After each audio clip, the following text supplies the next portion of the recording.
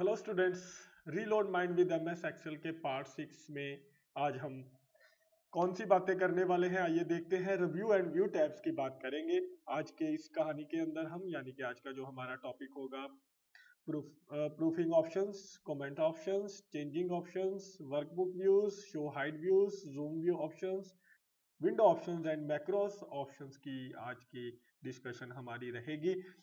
तो आज का ये हमारा इस एक्सेल का एक तरह से आप कह सकते हो आखिरी लेक्चर है, क्योंकि ये रिव्यू व्यू टैब्स की बातें हमारी रह गई हैं।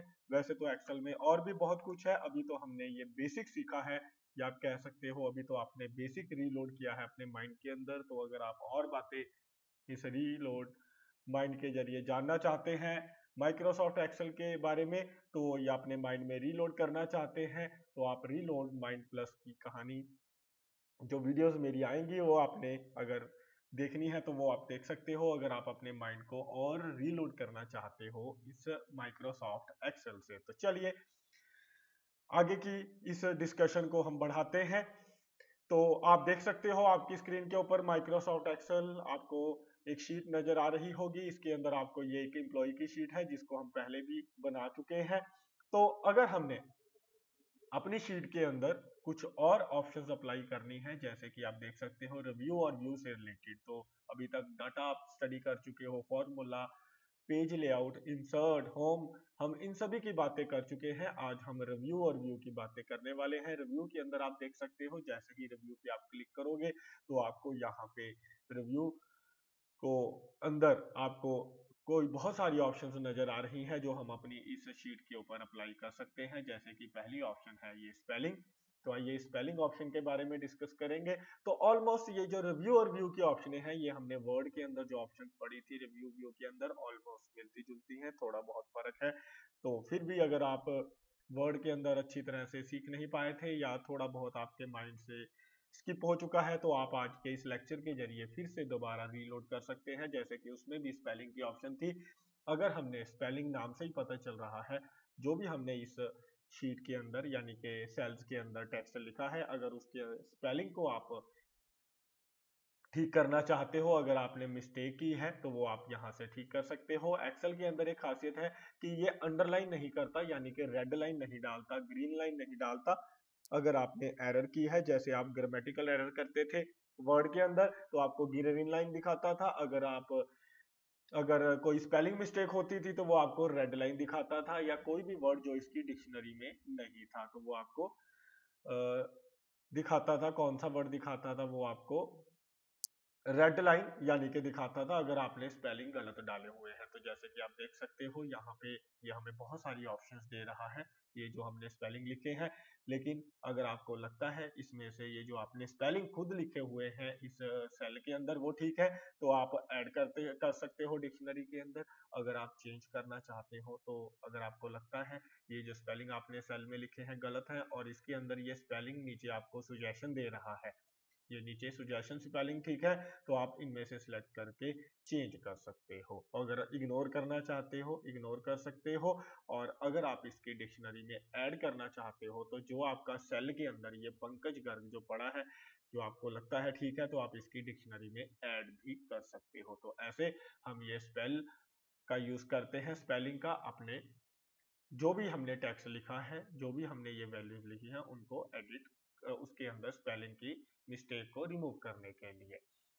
तो चलिए आगे बढ़ते हैं। ऐसे ही आगे ऑप्शन है हमारे पास न्यू कमेंट की ऑप्शन। तो अगर हम अपने इन सेलों के ऊपर कमेंट लगाना चाहते हैं, जैसे इसके अंदर देखिए इन डेज वर्क के अंदर आपको ये जो डेज वर्क दिख रहे हैं, यानी कि कितने दिन किसी वर्कर ने काम किया है, ये डेज वर्क का मतलब इसके अंदर हमें ये पता चल रहा है कि ये जो पंकज गर्ग है ज्वाइन किया था इसने हमारे पास, ये ज्वाइनिंग डेट है और ये एंडिंग डेट है, और उसके बाद ये हमारे पास नंबर ऑफ डेज इसने कितने दिन हमारे पास काम किया, ये हमें 457 डेज हमारे पास काम करके गया है, हमारे पास रहा।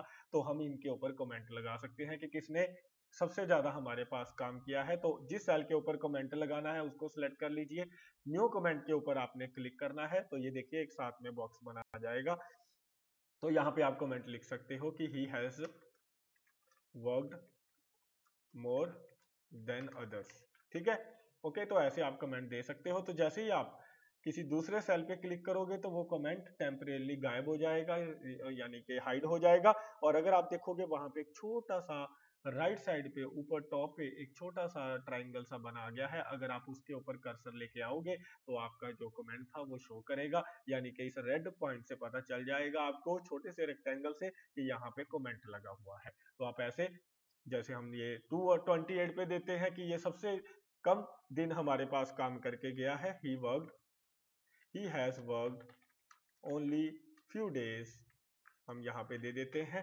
तो ये फ्यू डेज हमारे पास काम करके गया है, तो ये देख सकते हो इसके ऊपर भी इसने कमेंट दे दिया है। तो ऐसे हम ये कमेंट देते हैं। तो बहुत ही इंटरेस्टिंग कहानी है ये कमेंट की। तो ये आपने इसी तरह से इनको देखते चले जाना है और समझते चले जाना है।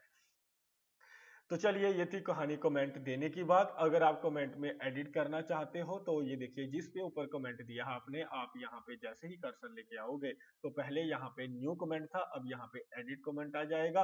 तो आप अपने कमेंट के अंदर एडिट भी कर सकते हो। अगर आपने कमेंट के अंदर कुछ चेंजेस करनी है तो आप ऐसे एडिट कर सकते हो। अगर डिलीट करना चाहें डिलीट कर सकते हो। अगर आपने प्रीवियस कमेंट पे जाना है तो ये देखिए, प्रीवियस नेक्स्ट कमेंट पे मूव करने के लिए हम इस प्रीवियस नेक्स्ट का यूज करते हैं। अगर आप अपने कमेंट्स को शो करना चाहते हो, शो ऑल, पहले इस पे क्लिक कीजिए तो आपके कमेंट परमानेंट शो हो जाएंगे, यानी कि आपको अपनी इस शीट के ऊपर नजर आएंगे परमानेंट।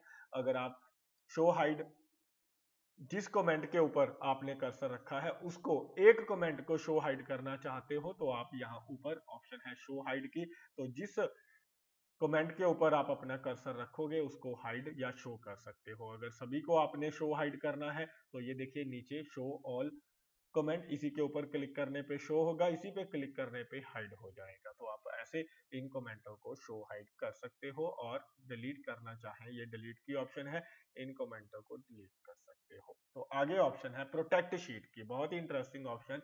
अगर आप अपनी शीट को प्रोटेक्ट करना चाहते हो, यानी कि ये देखिए एक ऊपर लॉक बना हुआ है इसके ऊपर, यानी कि लॉक लगाना चाहते हो, तो आप प्रोटेक्ट शीट पे जाइए।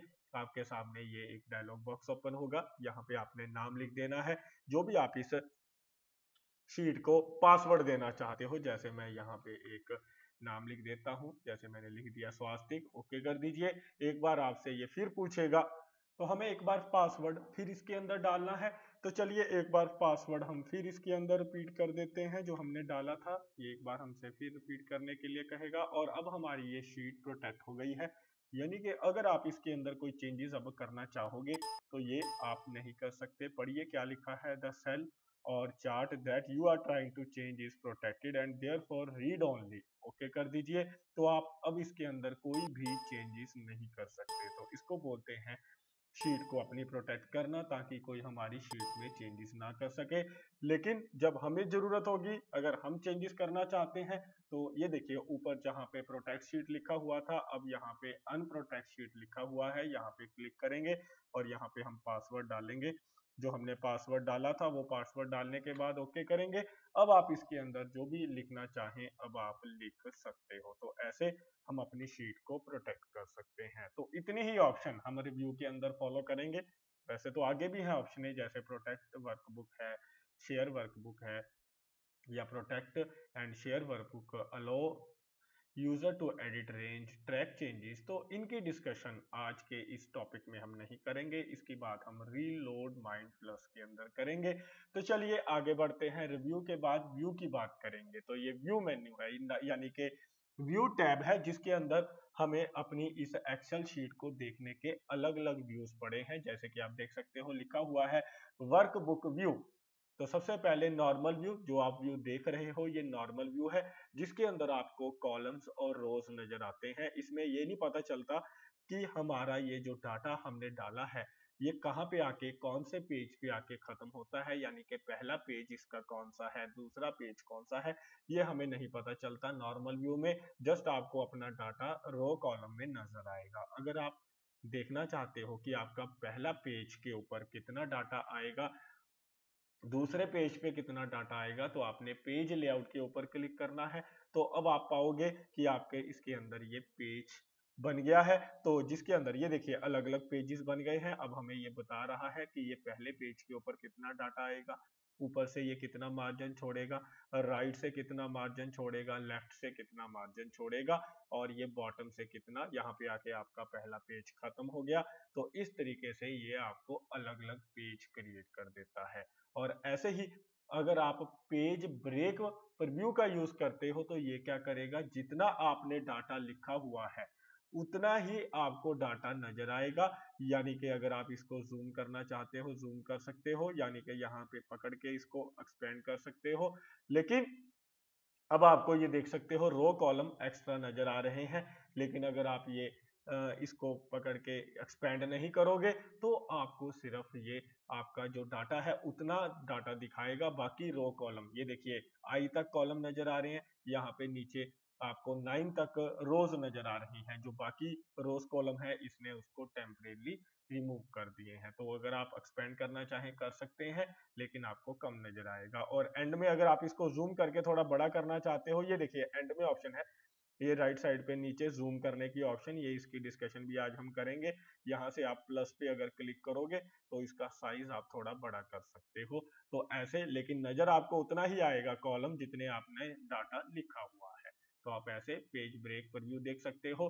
और ये कस्टम व्यू अभी हम छोड़ रहे हैं, इसको छोड़ेंगे अभी। अब हम बात करेंगे फुल स्क्रीन की। अगर आप फुल स्क्रीन के ऊपर क्लिक करोगे तो अब आपको आपका डाटा पूरी स्क्रीन पे नजर आएगा। यानी कि आपके जो मेन्यूज थे यानी कि टैब्स थे, ऑप्शन, वो चली जाएंगी, सिर्फ आपको आपकी फाइल नजर आ रही है जैसे कि आप देख सकते हो। और ऐसे ही आप अगर आप एस्केप प्रेस करोगे तो आप अपने इस जो आपकी फुल स्क्रीन है इससे बाहर आ जाओगे। तो आप ऐसे फुल स्क्रीन पे क्लिक करके फुल स्क्रीन में देख सकते हो अपने जो भी आपने ये एक्सेल शीट बनाई है। एस्केप प्रेस करने पर कीबोर्ड से आप वापस अपनी पूरी विंडो में आ जाओगे, यानी कि आपको ऑप्शन नजर आने लगेंगी। तो आगे है, तो हम इसको नॉर्मल व्यू में ले लेते हैं। तो मेरे ख्याल से ये सारे व्यू क्लियर हैं आपको। उसके बाद शो और हाइड, इसके अंदर ऑप्शन है, अगर आप ये जो लाइनें देख रहे हो कॉलम रोज की, ये जो लाइनें हैं अगर आप इनको हाइड करना चाहते हो, शायद ये हमने पहले भी ऑप्शन पढ़ी है, तो आप ये ग्रिड लाइन के ऊपर क्लिक कर दीजिए तो आपके ये जो लाइनें नजर आ रही थी वो हाइड हो जाएंगी। और अगर आप उनको शो करना चाहते हो तो शो कर सकते हो। तो कई बार जरूरत नहीं पड़ती तो हम ग्रिड लाइन को हाइड कर देते हैं। ऐसे ही फॉर्मूला बार, ये जो ऊपर ये फॉर्मूला बार है जहां पे ये D10 और ये FX लिखा हुआ है, इसको फॉर्मूला बार बोलते हैं। जैसे ये देखिए मैंने इस डे वर्क पे क्लिक किया तो यहाँ पे फॉर्मूला नजर आता है आपको, कि जो भी फार्मूला आपने सेल के अंदर लगाया है वो आपको ऊपर नजर आता है। इसमें आप चेंजेस भी कर सकते हो जो चेंजेस करना चाहे। अगर आप इस फॉर्मूला बार को रिमूव करना चाहते हो यानी कि टेम्परेली इसको बंद करना चाहते हो, हाइड करना चाहते हो, तो आप यहाँ से ये टिक पे क्लिक कर दीजिए तो आपकी ये हाइड हो जाएगी। इसी पे टिक करने पे ये फॉर्मूला बार आपको दोबारा से नजर आएगी। ऐसे ही अगर ये जो हेडिंग लिखी हुई है ABCD, ये हेडिंग्स हैं, इधर 1 2 3 लिखा हुआ है लेफ्ट साइड पे, तो अगर आप इनको हाइड करना चाहते हो तो ये देखिए यहाँ से ये ऊपर से ABC चली गई है और राइट साइड पे 1 2 3, ये हमारी रिक्वायरमेंट होती है कि हमें ये चाहिए या नहीं चाहिए। तो आप grid lines, formula bar, heading ये बंद कर सकते हो। तो मेरे ख्याल से आपको समझ में आया। ऐसे ही रूलर जो आप देख रहे हो ये आपको रूलर पेज लेआउट में नजर आता है। ये देखिए ये रूलर आपको, ये देखिए पेज लेआउट मैंने खोला तो ये ABC लिखी हुई है, इसके ऊपर आपको रूलर नजर आ रहा होगा। अब आप शो हाइड में जाओगे तो आपको ये रूलर अब नजर आएगा। अगर आप इसके ऊपर क्लिक कर दोगे तो इस पेज लेआउट के अंदर रूलर हाइड हो जाएगा टेम्परेरी बेसिस पे, ठीक है। तो ये रूलर आपको पेज लेआउट व्यू में नजर आएगा, नॉर्मल व्यू में नजर नहीं आएगा। और ऐसे ही अगर आप इस अपनी फाइल को, ये जो आपका शीट है, इसको जूम करना चाहते हो, बड़ा करना चाहते हो, तो जूम पे क्लिक कीजिए और उसके बाद 200%, 100%, 75%, 50%, 25% तक आप अपनी इस शीट को जूम कर सकते हो। जैसे 75% ओके कीजिए तो ये 75% तक जूम हो जाएगी। अगर 100% करोगे तो ये 100% तक जूम हो जाएगी, ठीक है। और 200% करोगे तो ये 200% तक आपको जूम करके दिखाएगा। और ये आपके बाहर ऑप्शन है 100% जूम, अगर आप जो नॉर्मल जूमिंग होती है 100%। और यही जूमिंग की ऑप्शन मैंने आपको नीचे दिखाई थी, नीचे ये नीचे देखिए ये लिखा हुआ है जूम इन, यानी कि अगर आप इसको बड़ा एक्सपेंड करना चाहते हैं, ये देखिए 130% तक एक्सपेंड किया। और ये माइनस की ऑप्शन है, इस पे क्लिक कर सकते हो, या ये जो छोटा सा आपको देख रहे हो ये शेप बनी हुई है, इसको पकड़ के आप इसको जूम कर सकते हो। तो ऐसे हम ये जूम ऑप्शन का यूज करते हैं। और ऐसे ही मान लीजिए आपने एक पर्टिकुलर एरिया को जूम करना है, ये इतना एरिया मैं जूम करना चाहता हूं, तो आप इतने एरिया को सिलेक्ट कीजिए, जूम टू सेक्शन इसके ऊपर क्लिक कर दीजिए, तो जितना एरिया आपने सिलेक्ट किया था सिर्फ उतना एरिया आपको जूम करके आपकी स्क्रीन के ऊपर नजर आएगा। और इसी तरह अगर आप 100% के ऊपर क्लिक कर दोगे तो ये जूम आपको 100% दिखाएगा। तो ऐसे हम जूम करते हैं। और आगे ऑप्शन है न्यू विंडो की। तो न्यू विंडो का मतलब ये जो आपने फाइल खोली हुई है इसकी आप एक और विंडो क्रिएट करना चाहते हैं, यानी कि फाइल यही रहेगी, इसकी एक डुप्लीकेट विंडो क्रिएट हो जाएगी। आपने न्यू विंडो पे क्लिक किया, ये देखिए ऊपर लिखा नजर आ रहा है स्वास्तिक 2। पहले अकेला स्वास्तिक था, अब दो हमने विंडो ओपन कर ली है। पहली का नाम ये अपने आप ऑटोमेटिकली स्वास्तिक 1 और दूसरी का नाम अपने आप ऑटोमेटिकली ये स्वास्तिक 2 रख देगा।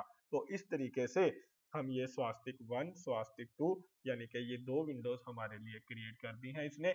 और अगर आप इन विंडो को अरेंज करना चाहते हो, अरेंज के ऊपर क्लिक कीजिए, तो जितनी भी आपने फाइलें ओपन की हुई हैं वो सारी ये अरेंज कर देगा। अरेंज ऑल पे क्लिक कीजिए तो ये आपसे पूछेगा, जैसे ही आप अरेंज ऑल पे क्लिक करोगे कि इसको आपने टाइटल के बेस पे अरेंज करना है, ओके कीजिए। तो ये देखिए जितनी भी आपकी विंडोज ओपन है, ये आपकी स्वास्तिक 2, ये आपकी इधर स्वास्तिक 1 और ये मैंने एक और फाइल खोल रखी है बुक 1, ये आपकी उसने विंडोज यानी कि ओपन कर दी है। इसको बोलते हैं टाइटल के बेस पे ओपन करना, ठीक है। और ऐसे ही अगर आप हॉरिजॉन्टली करोगे तो ये देखिए ये हॉरिजॉन्टल फॉर्म में कर देगा। पहले आपको ऐसे नजर आएगी बुक 1 और नीचे नजर आएगी आपको स्वास्तिक 1 और उसके नीचे आपको स्वास्तिक 2।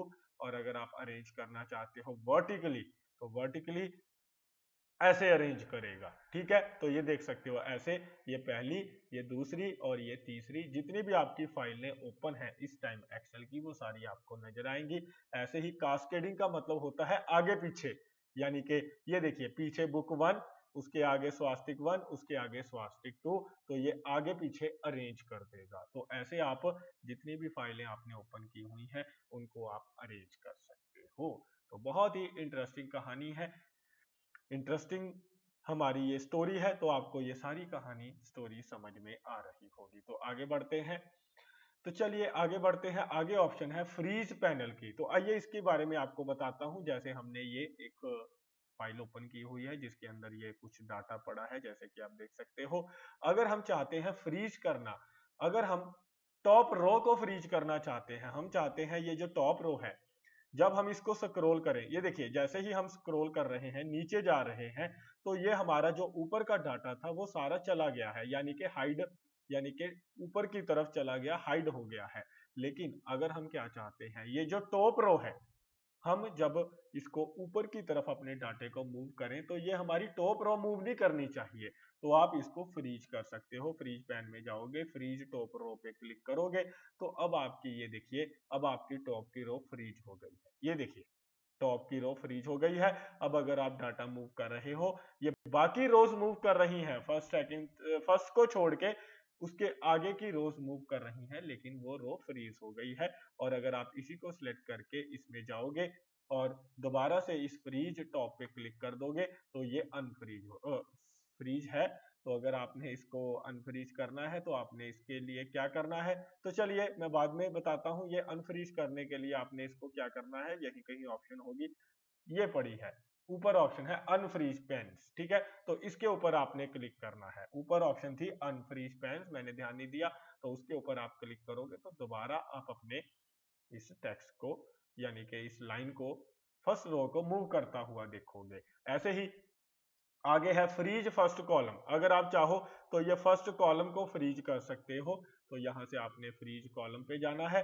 अगर आप ये कॉलम इस तरफ ऐसे मूव करोगे, ये देखिए ऐसे मूव करोगे इस तरफ को, तो ये पहला कॉलम आपका मूव नहीं करेगा, बाकी सारे कॉलम आप देख रहे हो आपके कैसे मूव कर रहे हैं। तो ये पहला कॉलम आपका फिक्स हो जाएगा। और ऐसी बड़ी इंपॉर्टेंट कमांड है ये, कई बार जरूरत पड़ती है पहली रो या पहले कॉलम को फ्रीज करने की, जब जरूरत पड़ जाती है तो यहाँ से हम फ्रीज कर सकते हैं। और ये देखिए ऊपर ऑप्शन आ जाती है, जैसे ही आप फ्रीज करते हो यहाँ से आप अनफ्रीज कर सकते हो। तो कहानी आई थिंक सो आपको ये बातें क्लियर हो चुकी हैं सारी। तो चलिए आगे चलते हैं। आगे ऑप्शन है स्प्लिट की। स्प्लिट करने का मतलब कि ये जो आपकी शीट खुली हुई है, इसको आप अलग अलग पार्ट में बांटना चाहते हो तो आपने अलग अलग पार्ट में बांटने के लिए स्प्लिट ऑप्शन पे क्लिक करना है। तो ये देखिए आपको बीच में ये स्प्लिटिंग कर दी है इसने, ये आपके कॉलम नजर आ रहे होंगे, स्प्लिटिंग के ये कॉलम है। तो अगर आप अब अपना ये डी यहाँ पे कर्सर रख के मूव करोगे तो ये देखिए अब ये सिर्फ इतना पार्ट मूव कर रहा है, जो साइड का पार्ट है वो मूव नहीं कर रहा। ये जरूरत पड़ती है जब हमने एक पार्ट में से देखकर दूसरे पार्ट में कुछ लिखना होता है। जैसे ये देखिए हम यहाँ पे कुछ लिखना चाहते हैं, ये वैल्यूज हमने यहाँ पे लिखनी है, तो अब हम ये वैल्यूज को यहाँ से देखकर यहाँ पे लिख सकते हैं। जब हमें एक पार्ट से देखकर दूसरे पार्ट में कुछ लिखना होता है, ठीक है, हम चाहते हैं कि जब हम इस पार्ट को नीचे की तरफ मूव करें तो ये देखिए, तो ये पार्ट मूव हो रहा है लेकिन नीचे का पार्ट आपका वैसे का वैसे ही आपको दिखाई देगा। तो ऐसे हम ये मूव कर सकते हैं, ठीक है। तो ये देखिए जैसे हम ऊपर नीचे मूव कर रहे हैं, सिर्फ ऊपर का ये जो पूरा पार्ट है, ये ऊपर का जो पार्ट है ये नीचे की तरफ मूव हो रहा है, लेकिन जो नीचे का पार्ट है वो वैसे का वैसे ही पड़ा है, यानी कि वो फिक्स पड़ा है। तो हमें जरूरत पड़ती है कई बार इस तरीके से डिवाइड करके, जब हमने एक पार्ट से दूसरे पार्ट में कुछ लिखना होता है तो या हमने पढ़ रहे होते हैं तो हमें पार्ट्स को कंपैरिजन करने के लिए हम इसका यूज करते हैं। तो इसी पे दोबारा क्लिक कर दीजिए तो ये जो आपने डिवाइडेशन की थी ये खत्म हो जाएगी। आगे है हाइड विंडो। हाइड विंडो का मतलब अगर आपकी ये जो विंडो ओपन है, ये जो देख सकते हो स्वास्तिक 2 ओपन है, इसको आप हाइड कर सकते हो। ये देखिए हाइड हो चुकी है। अब ये स्वास्तिक 1 है, इसको भी आप हाइड कर सकते हो। ये हमने बुक 1 खोली हुई है, इसको भी आप हाइड कर सकते हो। यानी कि जो जो शीट्स आपकी खुली हुई हैं उनको आप हाइड कर सकते हो, विंडोज को हाइड कर देता है।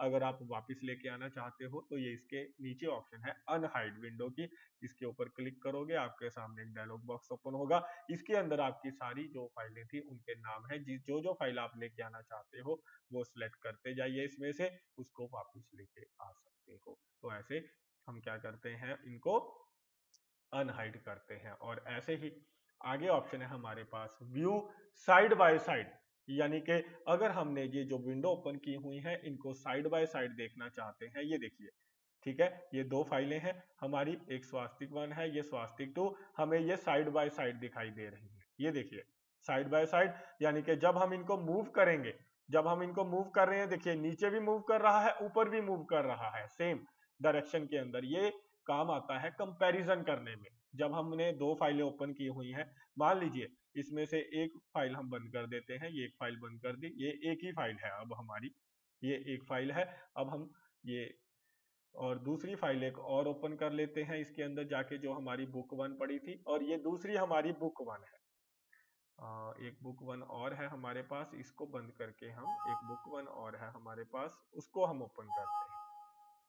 ठीक है, तो एक बुक 1 और पड़ी है इसके अंदर, इसको ओपन कर लेते हैं। तो ये देखिए ये हमारे पास फाइल है, एक बुक 1 और एक है स्वास्तिक। तो अब हम क्या चाहते हैं, इनको पहले हम अब करेंगे व्यू साइड बाय साइड देखेंगे। तो ये देखिए अब हमें दोनों फाइलें दिख रही हैं, ये ऊपरली बुक 1 है, निचली स्वास्तिक है। तो अगर हम इसको स्वास्तिक को ऊपर मूव करेंगे तो नीचे देखिए ये स्टेप बाय स्टेप साथ में, ठीक है, साइड बाय साइड ये निचली स्क्रीन भी आप देख सकते हो साथ में मूव कर रही है। इसको बोलते हैं सिंक्रोनाइजेशन। तो ये अगली ऑप्शन होती है, ये होती है सिंक्रोनोस स्क्रोलिंग। सिंक्रोनोस का मतलब कि अगर हम ये एक फाइल को मूव कर रहे हैं उसके साथ दूसरी फाइल भी बिल्कुल सेम डायरेक्शन में मूव करेगी। तो ये देखिए 34 से लेके 40 तक कॉलम, 34 से लेके 40 तक कॉलम, ठीक है। अगर आप चाहते हो कि जब आप मूव करो तो एक ही फाइल मूव करे तो आप इस ऑप्शन के ऊपर क्लिक कर दीजिए, तो ये ऑप्शन बंद हो जाएगी। अब अगर आप मूव करोगे तो ऊपर की फाइल मूव कर रही है, नीचे की फाइल मूव नहीं कर रही है। और अगर आप ये सिंक्रोनाइज पे क्लिक करोगे तो इसके साथ देखोगे आप दोनों फाइलें इकट्ठी मूव कर रही हैं। तो ये ऑप्शन होती है सिंक्रोनस स्क्रोलिंग की ऑप्शन होती है, ठीक है। तो मेरे ख्याल से आपको समझ में आया। और ऐसे ही अगर आप इनको रीसेट करना चाहते हो, जैसे आपने ये मूव किया इनको, अगर आप इनको रीसेट करना चाहते हो तो इसके ऊपर क्लिक करोगे तो ये विंडो रीसेट होंगी। तो रीसेट का मतलब ये देखिए ये बिल्कुल रीसेट हो जाएंगी, यानी कि इसकी भी 25 रो से लेकर 31 तक आपको नजर आएंगी, इसकी भी 25 से लेकर 35 तक नजर आएंगी। जैसे हम इसको एक बार अप्लाई करके देखते हैं, ये देखिए ठीक है, तो आप इस तरीके से इसको सिंक्रोनाइज कर सकते हो। तो ये आपकी सिंक्रोनाइज के बाद रीसेट विंडो का मतलब आपकी विंडो की पोजीशन को ये दोबारा सेट कर देगा। ठीक है, आपकी विंडो जो है दोबारा से एक बार ये रीसेट कर देगा। तो चलिए आगे बढ़ते हैं। आगे ऑप्शन है, चलिए एक विंडो को हम बंद कर देते हैं, इसमें से एक विंडो की हमें जरूरत नहीं है अब। तो ये एक विंडो को बंद कर दिया हमने और ये एक विंडो हमने ओपन कर लिया। जैसे हमारे पास ये शीट हमने ये पहले बनाई थी, ठीक है, ये शीट हमने ओपन कर ली है। अगर हम अगली ऑप्शन है सेव वर्क स्पेस, ये जो हम मान लेते हैं हम इस वर्क स्पेस को सेव करना चाहते हैं, यानी कि जो भी हम देख रहे हैं, ये जो स्क्रीन हम देख रहे हैं हम इस पार्ट को सेव करना चाहते हैं। ठीक है, तो उसके लिए हम इस सेव वर्क स्पेस पे क्लिक करते हैं। तो जैसे ही सेव वर्क स्पेस पे क्लिक करोगे ये आपके सामने ये एक विंडो यानी कि इस आपका एक डायलॉग बॉक्स ओपन होगा। यहाँ पे हम नाम दे देंगे कि हमारी ये स्पेस का नाम क्या है, उसके बाद इसको हम सेव कर देंगे। ठीक है, उसके बाद ये हमसे सेव पूछेगा, करने के लिए हम इसको सेव कर देते हैं। और अगर हम मान लीजिए इसको बंद कर देते हैं फाइल को और हम इस फाइल को दोबारा ओपन करेंगे, तो ये हमने स्वास्तिक वन नाम से दिया था, तो हमने ये ओपन किया, तो जहां पे हमारी ये फाइल पड़ी थी, आपको हो गया कि सर फर्क क्या है, हम नॉर्मली सेव करते हैं और जो हमारी ये सेव फाइल है ये सेम है। फर्क ये है, जैसे मैं आपको और एक एग्जांपल देके अच्छी तरह समझाता हूं तो और क्लियर हो जाएगा। जैसे मैंने ये इसको कॉपी कर लिया और मैं इसको यहाँ पे पेस्ट कर देता हूं। तो मान लीजिए ये जो मैंने पेस्ट किया है, मुझे ये ऊपर की फाइल नहीं देखनी, मुझे ये देखनी है नीचे की फाइल। अब मैं नीचे की फाइल देखना चाहता हूं, मैं चाहता हूं जब मैं फाइल खोलूं तो ये वाला पार्ट ओपन हो। ठीक है, जब आप नॉर्मली फाइल खोलते हो वो सीधा आपकी ये पहली रो से स्टार्ट करेगा, लेकिन मैं चाहता हूं जो भी मैं जब मैं फाइल ओपन करूं तो ये पार्ट ओपन करे। तो आपने इसको सिलेक्ट करके सेव एज वर्क स्पेस पे क्लिक करना है। तो मैं इसको स्वास्तिक जैसे 2 नाम से सेव कर देता हूं इस स्पेस को। ऐसा इसलिए है बेटा इसके अंदर सेव वर्क स्पेस की ऑप्शन, क्योंकि इसके अंदर बहुत सारी रोज हैं। तो अगर आपने कहीं पे किसी रो के ऊपर अपनी फाइल रखी हुई है, जैसे हमने ये फाइल रखी है, ये 96 पेज के यानी 96 रो के ऊपर रखी है, 96 से लेके 107 तक। हम चाहते हैं जब हम फाइल ओपन करें ये स्वास्तिक 2 तो सीधा हमारा ये वाला इंफॉर्मेशन ओपन होनी चाहिए, यानी कि ये वाली इंफॉर्मेशन हमारी नजर आनी चाहिए। तो अब अगर हम फाइल बंद कर देते हैं ये और हम ये इसमें जाएंगे स्वास्तिक में, तो ये स्वास्तिक 2 खोलोगे, अगर स्वास्तिक 1 खोलोगे तो भी वही फाइल खुलेगी, लेकिन ये स्टार्टिंग से खुलेगी। ठीक है, और अगर आप इसके अंदर जाके ओपन में जाके आप स्वास्तिक 2 खोलोगे तो ये आपकी कह रहा है कि ऑलरेडी फाइल खुली है, लेकिन हम पहले इसको बंद कर देते हैं एक बार। कि हम इस फाइल को बंद करेंगे और फिर हम स्वास्तिक 2 को खोलते हैं, तो ये आपकी फाइल, अब देखिए इसने सीधा हमारी ये फाइल 96 पेज नंबर से खोल दी है, यानी कि हमारी जो रो नंबर है वहां से इसने फाइल को ओपन कर दिया। यानी कि हम अपनी स्पेस को ऐसे क्या कर सकते हैं, सेव कर सकते हैं। तो आगे हमारे पास ऑप्शन है स्विच बिटवीन विंडोज। इसका मतलब यह है कि जितनी फाइलें हमारी खुली हुई हैं, जैसे हमने ये बुक 1 भी ओपन कर रखी है, ये जितनी भी फाइलें हमने खोली हुई हैं उनके नाम हमें इसके अंदर नजर आएंगे। ये देखिए बुक 1 स्वास्तिक, जितनी भी आपने फाइलें ओपन की हुई हैं, अगर आपने स्वास्तिक को खोलना है तो आप स्वास्तिक पे क्लिक कर दीजिए, बुक 1 को खोलना है बुक 1 पे, तो वही फाइल आपकी स्क्रीन के ऊपर करंटली दिखाई देगी, जो फाइल भी आप इसमें से सिलेक्ट करोगे। तो ऐसे हम ये स्विच विंडो का यूज करते हैं। और लास्ट ऑप्शन अब हम फॉलो करने जा रहे हैं, उसके लिए हम एक नई शीट ले लेते हैं, मैक्रो। वैसे तो ये मैक्रो मैंने आपको वर्ड के अंदर भी बताया था कि कैसे यूज होता है, लेकिन आपको एक बार एक्सेल के अंदर फिर से बताऊंगा। जैसे मान लीजिए आप इस फाइल के अंदर कुछ लिख रहे हो, जैसे आपको कोई ये इस फाइल के अंदर फॉर्मेट तैयार करना है, तो पहले हम मैक्रो को ऑन कर लेते हैं, रिकॉर्ड मैक्रो, यानी कि जो भी हम करेंगे उसको ये रिकॉर्ड करेगा। रिकॉर्ड मैक्रो चलाएंगे हम, यहाँ पे हम नाम देंगे अपने मैक्रो का, जैसे हम ये एक बैलेंस शीट बना रहे हैं, एक बैलेंस शीट बना रहे हैं और इसको हम ओके करके ये इसको नाम हमने इकट्ठा लिखना है, ये ध्यान रखना है, आप स्पेस नहीं दे सकते हो। ठीक है, और अगर आप शॉर्टकट की क्रिएट करना चाहते हो, शॉर्टकट क्रिएट कर सकते हो, जैसे कंट्रोल हम 1 लिख देते हैं कि हम कंट्रोल 1 प्रेस करें तो ये हमारी मैक्रो रन हो जाएगी। आपने ओके कर देना है। इसके बाद शॉर्टकट की मस्ट हैव अ लेटर होना चाहिए, तो हमें इसमें अल्फाबेट लिखना पड़ेगा। तो हम इसके अंदर लिख देते हैं डी, तो ये कंट्रोल प्लस डी। ओके, तो इसके बाद हम जो भी अब काम करेंगे वो रिकॉर्ड होगा। ठीक है, तो वो रिकॉर्डिंग स्टार्ट हो चुकी है। जैसे मैंने ये सिलेक्ट किया, होम में गया, मैं यहाँ इसको मर्ज कर देता हूँ, यहाँ से यहाँ पे हम लिख देते हैं बैलेंस शीट। तो याद रखना है, मैंने मैक्रो के अंदर भी बताया था कि जब हम ये मैक्रो यूज करते हैं तो इसके अंदर हमने कम यूज करनी होती है फॉर्मेटिंग्स, नहीं तो हमारी ये शीट प्रॉपरली तैयार नहीं होती। तो आपने कम से कम फॉर्मेटिंग यूज करनी है, थोड़ी बहुत यूज कर सकते हो, जस्ट नॉर्मल आपने ये अपनी मैक्रो तैयार करनी है। तो ये मैक्रो हम तैयार कर रहे हैं। यहाँ पे हम लिखेंगे लायबिलिटीज, यहाँ पे हम लिख देते हैं एसेट्स। तो आप ऐसे ये शीट तैयार कर सकते हो। यहाँ पे हम इसको सिलेक्ट करके बॉर्डर दे देते हैं, आउटर बॉर्डर। तो मान लीजिए हमने ये शीट तैयार कर ली है इस तरीके से। और जब आपका यानी कि फॉर्मेट जो भी आपने रिकॉर्डिंग करनी थी, ये हमने रिकॉर्ड कर लिया है सारा जो अभी हमने किया, तो उसके बाद आपने व्यू में जाके इस रिकॉर्डिंग को रोक देना है। तो ये देखिए ऑप्शन है स्टॉप रिकॉर्डिंग की, इसको रोक दीजिए। तो जैसे ही आप रोक दोगे तो मान लीजिए हम एक नई शीट ओपन कर लेते हैं और नई शीट के ऊपर हमने सेम फॉर्मेट जो ये हमने शीट 7 में बनाया है, सेम फॉर्मेट बनाना है इस शीट 8 के अंदर। तो आपने क्या करना है, मैक्रो के अंदर जाना है और उसके बाद व्यू मैक्रो के ऊपर क्लिक करना है। यहाँ पे आपका नाम आ जाएगा मैक्रो का जो आपने बनाया है, आप रन के ऊपर क्लिक कर दीजिए तो आपकी ये मैक्रो रन हो जाएगी। और अगर आप ये डिलीट करना चाहते हो, आपको नहीं चाहिए जो आपने ये मैक्रो रिकॉर्ड किया है, तो आप डिलीट कर सकते हो। तो जैसे ही आप रन करोगे तो ये देखिए जो हमने शीट बनाई थी, आपको ये शीट बार बार बनाने की जरूरत नहीं पड़ेगी। यानी कि कोई भी काम हमें अगर कोई बार बार करना है तो उसका हम मैक्रो तैयार कर लेते हैं। तो अपने काम को बार बार करने के लिए उसका हम क्या करते हैं, मैक्रो प्रिपेयर कर लेते हैं। तो मेरे ख्याल से आप सभी स्टूडेंट को ये जो मैंने आपको कॉन्सेप्ट बताया ये आपको समझ में आ गया होगा। और अगर आप ऐसे ही हमने शॉर्टकट की भी बनाई थी, अगर आप कंट्रोल डी का प्रेस करोगे तो भी ये ऑटोमेटिकली जो हमने मैक्रो बनाया था वो रन हो जाएगा। तो यहाँ पर आकर हमारी ये रिव्यू की ऑप्शन सारी खत्म हो जाती हैं। तो मेरे ख्याल से आपको ये रिव्यू व्यू की हमने जो आज डिस्कशन की, ये सारी आपको पूरी की पूरी हिस्ट्री, पूरी की पूरी कहानी आपको समझ में आ गई होगी और सारे कॉन्सेप्ट क्लियर हो गए होंगे कैसे ये कमांड्स काम करती हैं।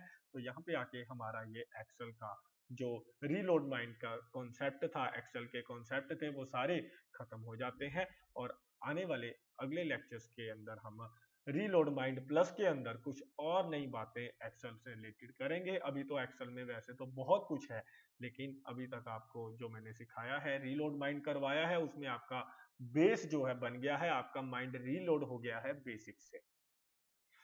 तो चलिए आज की कहानी हमारी यहीं तक रहेगी।